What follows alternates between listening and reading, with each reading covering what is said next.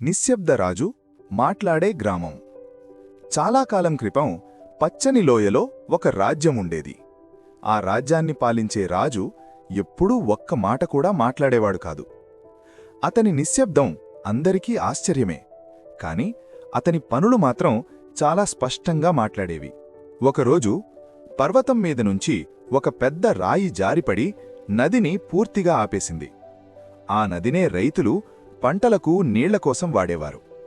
నీరు ఆగిపోవడంతో గ్రామస్థులు భయపడ్డారు. అందరూ కలిసి రాజభవనానికి వెళ్లి, రాజా, మాకు దారి చూపండి అని వేడుకున్నారు. నిశ్శబ్దరాజు ఏమీ మాట్లాడలేదు. అతను నెమ్మదిగా ఆ పెద్ద రాయి దగ్గరకు వెళ్లాడు. రాయిని చూశాడు.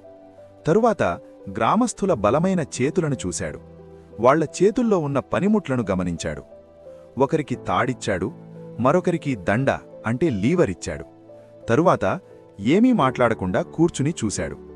అప్పుడే గ్రామస్థులకు అర్థమైంది, మనమే కలిసి పనిచెయ్యాలి. అందరూ కలిసి తాడు లాగారు, దండతో నెట్టారు. చివరికి ఒక పెద్ద ప్రయత్నంతో ఆ రాయి కదిలింది. నీరు మళ్లీ ప్రవహించింది.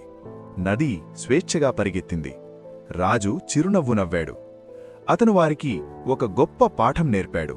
1 సంవత్సరం తరువాత ఆ గ్రామం చాలా మారిపోయింది. వాదనలు తగ్గాయి. కలిసి పనిచేయడం పెరిగింది. పిల్లలు పెద్దల దగ్గర నేర్చుకున్నారు. సమస్యలను అందరూ కలిసి మాట్లాడి పరిష్కరించారు. అక్కడ శాంతి ఉంది, భయంతో కాదు, అర్థం చేసుకోవడం వల్ల. ఒకరోజు రాజు అందరినీ గ్రామ చౌక్కి పిలిచాడు. ప్రజలు ఆశ్చర్యంతో కొంచెం భయంతో వచ్చారు. అక్కడ రాజు నిలబడి మొదటిసారి మాట్లాడాడు. మీరు నన్ను బలహీనుడినని అనుకున్నారు అని నెమ్మదిగా అన్నాడు. కాని నేను వింటూ ఉన్నాను. అందరూ నిశ్శబ్దమయ్యారు. రాజు కొనసాగించాడు. రాజులు ఎక్కువగా మాట్లాడితే ప్రజలు ఆలోచించడం మానేస్తారు. నాయకులు వెంటనే శిక్షిస్తే ప్రజలు నేర్చుకోవడం మానేస్తారు. అతను ప్రేమగా ప్రజలను చూశాడు.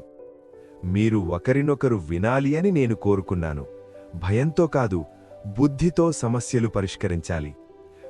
మీరే మీకు నాయకులవ్వాలి. ప్రజలు తమ తప్పు అర్థం చేసుకుని తలవంచారు. రాజు చిరునవ్వు నవ్వాడు. కలిసి మాట్లాడగలిగే గ్రామానికి బలంగా పాలించే రాజు అవసరం లేదు. ఆ రోజునుంచి రాజు అవసరమైనప్పుడు మాత్రమే మాట్లాడేవాడు. ఆ గ్రామం ప్రసిద్ధి చెందింది. బలమైన రాజు వల్ల కాదు, తెలివైన ప్రజల వల్ల. నీతి: నిజమైన నాయకత్వం ముందుగా వింటుంది. నిజమైన బలం నిశ్శబ్దంగా ఉంటుంది. చూసినందుకు ధన్యవాదాలు.